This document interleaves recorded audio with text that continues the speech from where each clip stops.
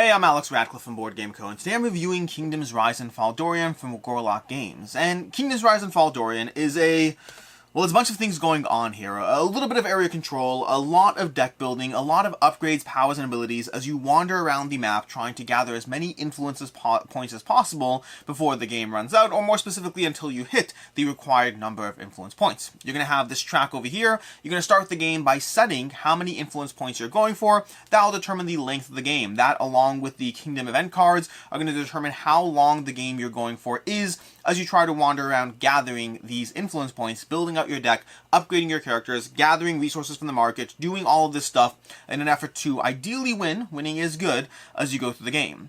The core idea is you're going to be going through combats in the game as you take control of various regions on the board. What you're trying to do is each of these regions on the board has a little marker of how many stars they have, and those stars determine how many points you're going to get as you conquer and take control of those regions. You're trying to besiege those locations, attacking the locations either with or against other players as you try to gather the victory points, the influence points for doing so. There's a little battle outcome card chart over here that's going to show you how many points you get for successfully besieging another location, and that will give you a chunk of influence points. Although you have to be mindful because other players may besiege it from you, taking those locations from you and causing you to lose victory points or influence points as you go. The good news is you always lose less than you gain, so you are always moving forward towards that end goal. And there's other ways you can get influence points as well. So even though there is a degree of loss and back and forth, the game always is moving steadily towards that end game. Along the way, you can also battle other players, you can upgrade your deck, you can gather resources. That's basically everything that's happening here. The rest of the details come down to how the game plays, which is a good time to go into the general turn structure. Every single round is going to be comprised of two different phases in the game as you prep and then as you take your actions. What you're going to do is you're going to have your hand of cards. You're going to start or have your hand of cards, whatever it is. You're going to draw a card for the start of the phase, and then you're going to utilize those cards, perhaps paying some of your Gorlock cards in order to gather various resources from the market here, refilling it for the next players. So there's a few actions you can take as you build, as you upgrade, as you trade in these delightful handfuls of gems in order to gather more cards to your deck, because that's a big part of the game. You're going to try to be gathering cards from these three core decks over here, from the three different attributes, stealth, magic, and might, and you're going to be trying to gather more cards to your deck. So you can pay 3 matching resources to go ahead and successfully grab a card from the matching deck, grabbing 2 cards and then picking 1. So for example, these 2 cards over here, we have the Arcanist, who has, you may guess the top card of your deck, which could be useful. If you guess the correct type, you can play that card in this battle, otherwise place it in the restore pile. So you have an opportunity to potentially play a full extra card while also still adding 3 magic to your battle. We haven't talked about battles yet. Or we have the Blast of Poison, which gives you 4, but if you lose this battle, your character loses 1 less resource. So potentially still trying to win, but mitigating the effects of what's going to happen. And I'm going to grab this card over here. I'm going to add it to my hand, putting this other one on the bottom.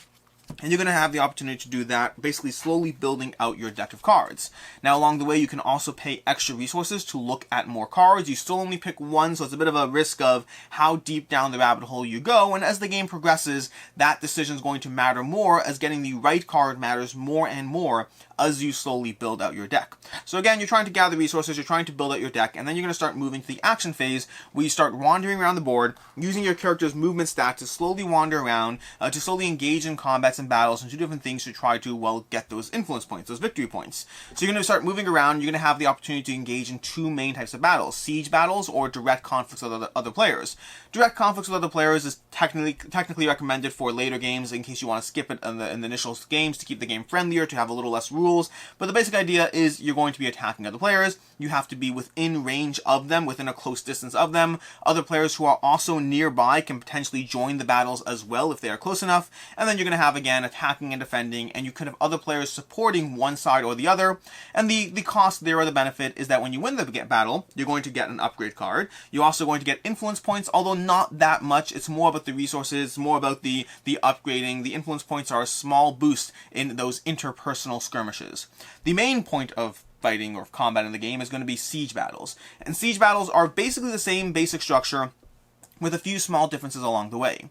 You're still attacking something in the game, although in this case you're attacking a location. The location will have an attribute, so for instance the South Vale over here has an attribute of 12 might that you'll have to overcome.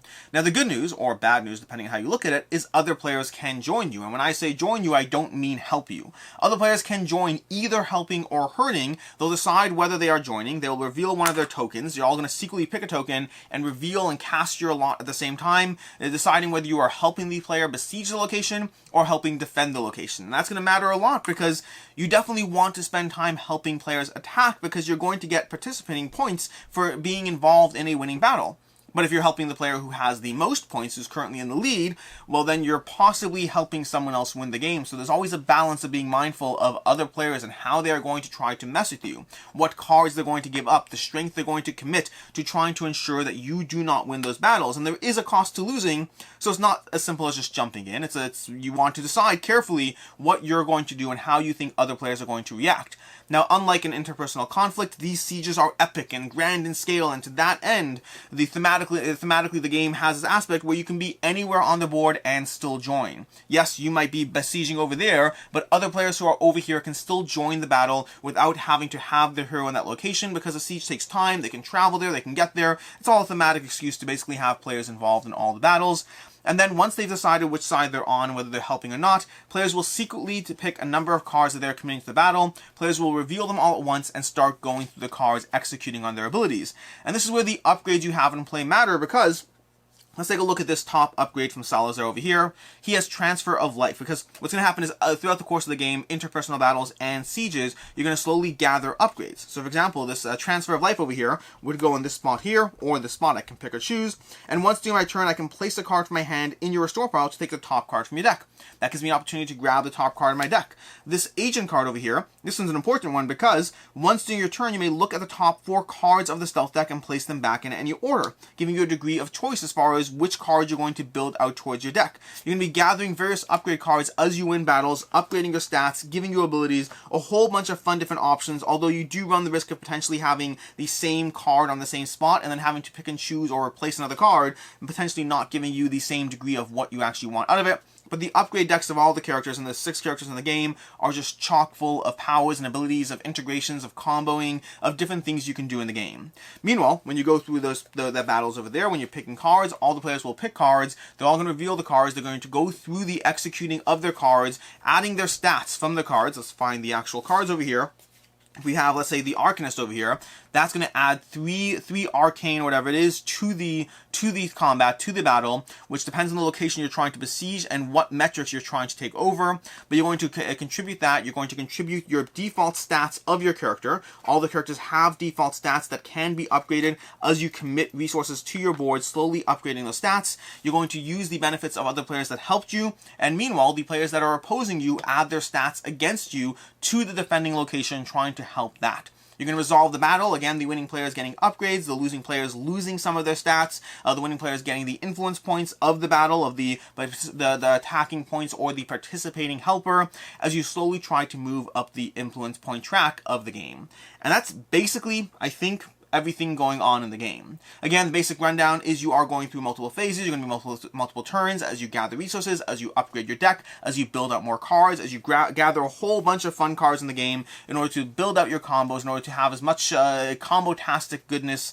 I've been using the word combo-tastic way too much recently. Combo-tastic goodness between your upgrades, between the cards, as you ultimately try to besiege locations to earn as many influence points as possible. And we haven't really talked about everything. A few other small stuff we haven't touched upon, such as the Kingdom event cards that add events to the game every round. We're going to have objective cards, which technically is optional, but you should play with them in my opinion, which will give you 3 objectives at the start of the game to pick from. You're going to pick 2, and then throughout the course of the game, you have the opportunity to trade them in as well. These can give you additional influence points. You're going to have treasure cards, resulting in the end result of battle, gathering treasure cards and having extra resources to split between depending on the star location of the star value of the location, and what you get might be different depending on whether you are the main player or the supporting player. You'll have the defense cards. You have all these other small little things going on in the game, but that is basically Kingdoms Rise and Fall Dorian.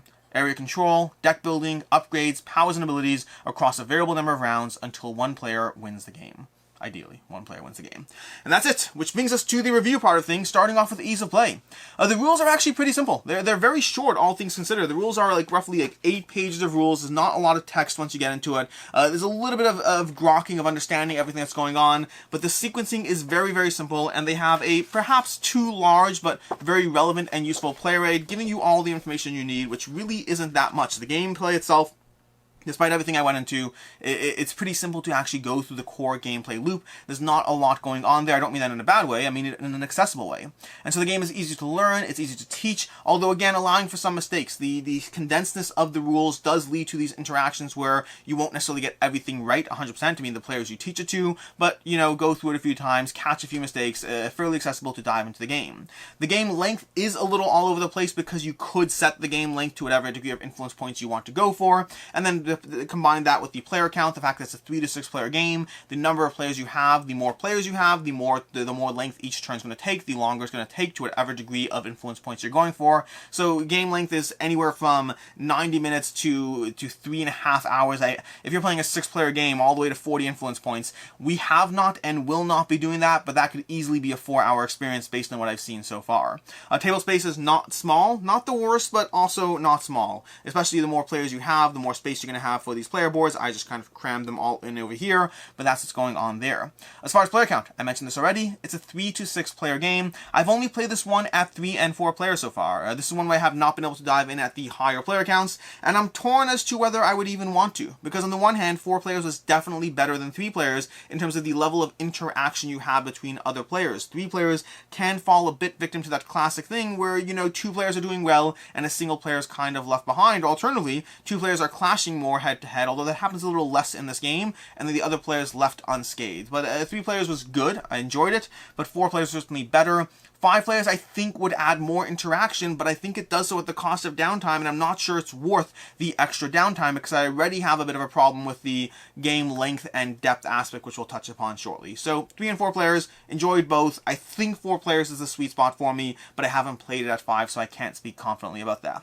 As far as what I like, don't like, and can see others not liking, the game has it's a very simple game, and I don't mean that in a bad way, like I said already. It's a very simple game while not compromising on the depth of the experience, while not compromising on the degree of wandering around the board, of interacting, of building out your deck, of trying to figure out the way to build out your deck, of gathering the various upgrades, of giving you a ton of powers and abilities and upgrade paths in the game. And realistically, the upgrades and powers and all that is going to be my favorite part of the game. Gathering these cards from the deck, and each character has huge decks full of upgrades, and the various things you can add, and the various abilities you can get. There's a ton to explore with every single character, and that's besides the fact that you can dive into this game playing as all the 6 characters, pursuing different ways that the various players or characters interact or do different things, or the upgrade paths they have, of the decks they focus on, or the ways they specialize on the board. Every character has their own slight degree of differences going on. Now, there is overlap between the decks, don't get me wrong. There's a lot of cards that are overlapping in the core idea of what they're doing, so it's not completely unique between characters, but there are enough differences between the characters between why you'd want to dive in as one versus the other, and just again, the sheer stack of the upgrade cards that you have available to you, and the fact that you likely will not see anywhere near the full deck in any single game, gives you a lot of reason to dive in game after game. There's a lot of variability in that sense, and that's going to hold true for these decks as well. These decks full of cards that just have fun abilities. We have the Weirworg over here, which is going to add 4 strength to the battle, but you can also place this card on top of your deck after the battle, so you can get it right back. This Weirworg can keep showing up again and again in each battle. We have the Battering Ram, which is 8 strength, but that's going to be 8 strength for attacking and negative 8 strength while defending. So it's an amazing card if you're currently on the offense, and not so much if you're on the defense. We have the Sorger Blackteeth over here, which gives you no strength, but it does give you 2 additional strength for every subsequent card you play in the battle, which means if you play that combined with 3 or 4 other cards, that can be an 8 strength card for attacking or defending, which is incredibly impactful. You already saw 2 cards from this deck over here. Let's go ahead and take a look at some over here. From the Stealth deck, we have the Woodland Abisher, who after the battle is going to return another card you played back into your hand. So it's going to give you 2 stealth to the battle, but also letting you return another card back to your hand, prepping you for the next battle. We have the Luna of Crowberk, who's going to give you 2 cards for each card and 2 stealth for each card in your hand in the game. So it's going to reward you not for the cards you play, but rather for the cards in your hand. So there's a ton of different cards, all giving you different powers and abilities. I didn't even show you over here, but some of these cards also have different stats and from other attributes. You might have a card that has, let me see if I can find one. You might have a card like this one over here, the Night Stalker, who has 3 and 3, which can be impactful as well. And so some cards are a little bit more vanilla, some cards integrate well with others, but there's a ton of variability in the cards, in the upgrades, and the ways you can combine all of that. And that's besides for the objectives, besides for the kingdom events. There's just a lot of fun stuff going on in the way it all integrates together, which brings me to the things I don't like in this game, which there are those as well. And the first aspect is, and the first and most important aspect, is the team up aspect of the game. This teaming up concept where you have players who can help you or hurt you depending on the way they ally in the game is something I've seen before in other games, and it's always been a bit of a tough one for me in these other games, and it's a tough one for me here too. Generally what happens in this game, and based on my limited plays, generally what happens in this game is the initial early run of the game does involve players mostly helping each other. It's usually not in your best interest to try to get in the way of others, especially because you can get extra points for helping people, and you can just kind of stop somebody from winning by hurting them. There are other factors at play as well, but unless you're confident you're going to win the battle, you might be risking a little too much and setting yourself at an early disadvantage, and often it's a little bit easier to just walk in being friendly, at least initially.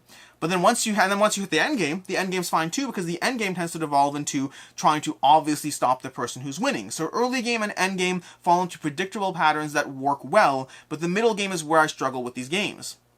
The middle game is where you can have large swings, but depending on the group you're playing with, depending on the type of people you're playing against, from those that want to help or get in the way, potentially slowing down the game, potentially being frustrating, potentially jumping in and attacking you when you personally didn't think that that was the right optimal move, and then you get in these little mid-game battles of like, not battles in the game, but fights of like, you shouldn't have stopped me, why would you do that? That was such an inefficient move and it just slowed down the game, it didn't even help you, it's just going to help her win. You have those little aspects in team-up kind of gameplays, and I do find you have that here as well.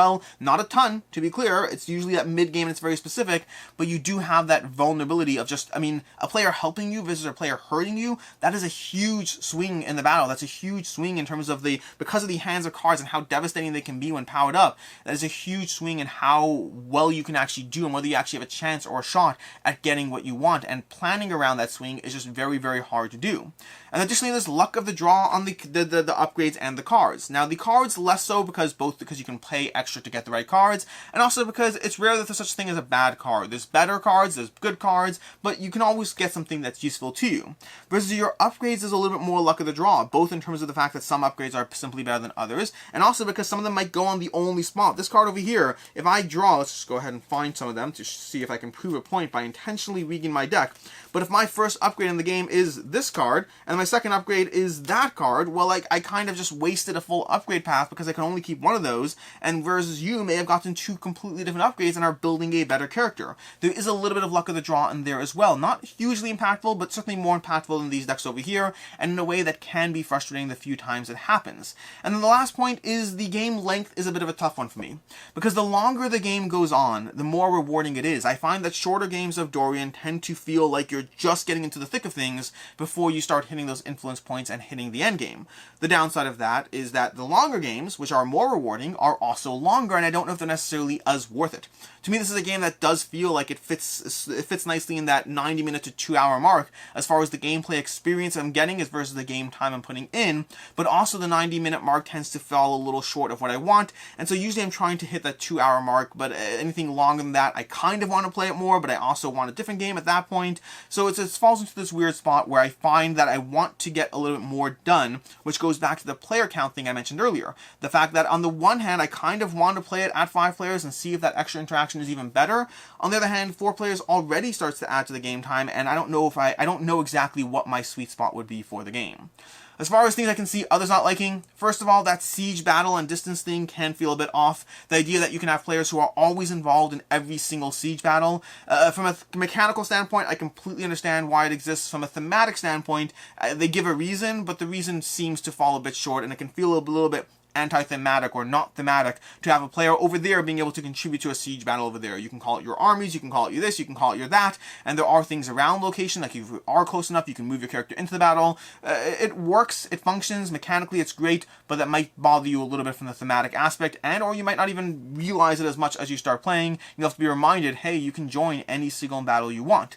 And then secondly is there is the potential to not necessarily see enough rotation in your deck, especially at lower influence points counts, where you're not fully going through the game enough. You might gather cards, and the good news is the cards do go straight to your hand, so you could play them right away initially, but then after that you may see the card 2, maybe 3 times in the game in shorter games, maybe 4 if you're really rotating your deck as fast as possible, so you may find that you're not seeing as much of the cards you want that you would, well, ideally want. As far as final thoughts on Kingdoms Rise and Fall Dorian, this is one that's a tough one for me. For context, straight up front, this is a 3.5 out of 5 for me. I like this game a lot, but I do have complaints, and I can get over most of those complaints. The fact that, the luck of the draw on these decks, it doesn't happen often enough that I'm particularly bothered by it. The game length I can also get over. But that whole alliance thing, I have found consistently in games that have the whole alliance aspect where I'm completely vulnerable to the types of people I'm playing with and how they do things and whether I perceive that as the right move or not. That's something that is a mechanical aspect of games in general, and also with Kingdoms Rise and Fall Dorian, that just puts me in a weird space with the game. I like a lot of things going on here. I like the deck building, I like the interactions, I like the upgrades, I like the combos, I like all those things, and then all of that can be completely victim to the wrong player at the wrong time getting in your way when obviously the right move was to ally with me because she's winning the game, and why would you spend your time, effort, and energy to stop me?